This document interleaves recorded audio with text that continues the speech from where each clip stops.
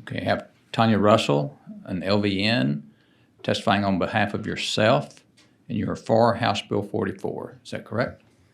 Yes, sir. Okay, That you may is. proceed. Thank you, Mr. Chairman and members of the committee. My name is Tanya Russell. I'm from Amarillo.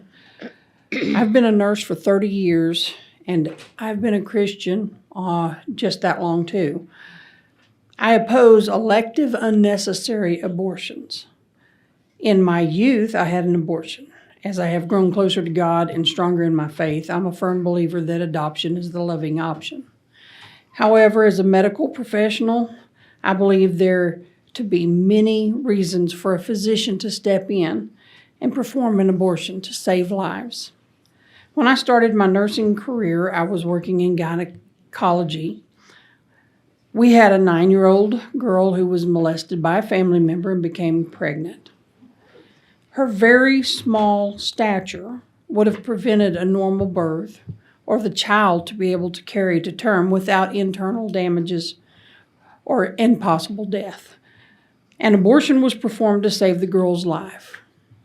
Her parent was urging the doctor to save her before any damage could be done, in hopes that probably later on, when she matured, that she would be able to have a child on her own, without molestation. Her mother was deeply grieved as this situation went against her faith, but she wanted desperately to save her daughter's life. There are many reasons to perform an abortion, but not for the reasons that I had mine.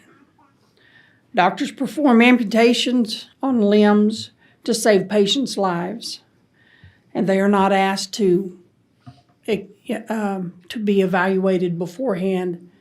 They just do what they have to do to save a life. They talk to the patient and the caregivers about the procedure before, and they explain in detail how life and limb can be in danger. A poorly done procedure can result in sepsis and lead to death. How many lives will be lost if this bill is not passed? We need to make laws so clear that doctors know they can save a woman's life or the child's life without any hesitation. I thank you for listening, and God bless you all. Thank you. Thank you.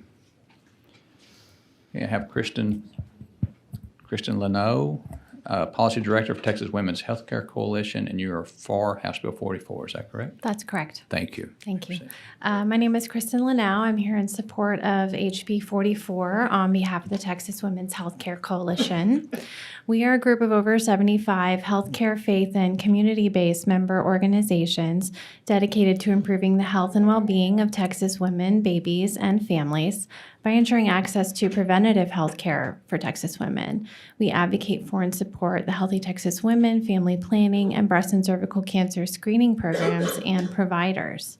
Our members have been clear with us that the ambiguity of the current landscape is putting their patients at risk.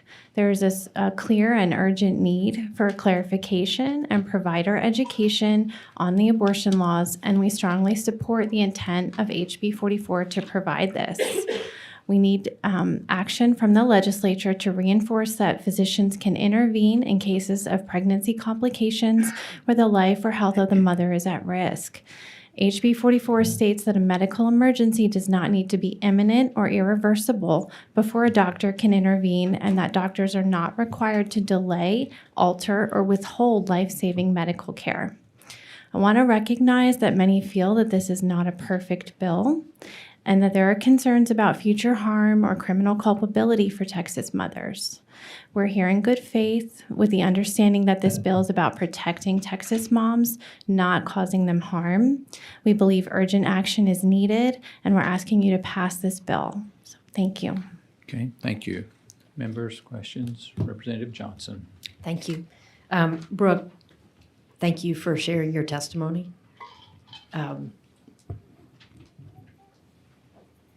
That very real example of the importance of this bill to allow medical professionals to have the ability to act immediately, because part of being pro-life is also the ability to be a mom in the future.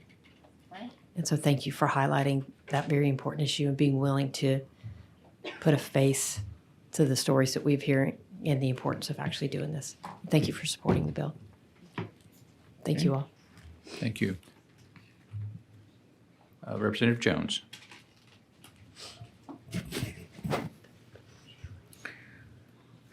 Is it Miss Stroud or Knutson Stroud? Both. Okay. I just want to be respectful. I get it. Thank you. So I want to thank you for your testimony because it helps people who maybe can't understand the different issues related to a bill or bills that are not clear. And I hope, one, I pray that you do become a mother. Me too. Right? But I also hope that your testimony has helped people understand that decisions that are made with uncertainty could literally deny someone who maybe could have been a mother the privilege of being a mother. So thank you for your testimony. I want to thank you all for speaking. My grandmother was an LVN way long time ago, so I appreciate licensed vocational nurses. But I want to thank you all for actively participating in the political process, because laws are as good as participation from ordinary citizens. And sometimes we as elected officials need guidance. And I just want to thank you all. And I also just want to make sure, one of you gave a handout. Which one of you That gave would the have- handout? yes. That's you? Okay. I just wanted to make sure that it came from you. All right. Thank you. Members? Thank you for your testimony. Chair calls Taylor Edwards, Caitlin Cash, Gwen Murata, and Sarah Harrison.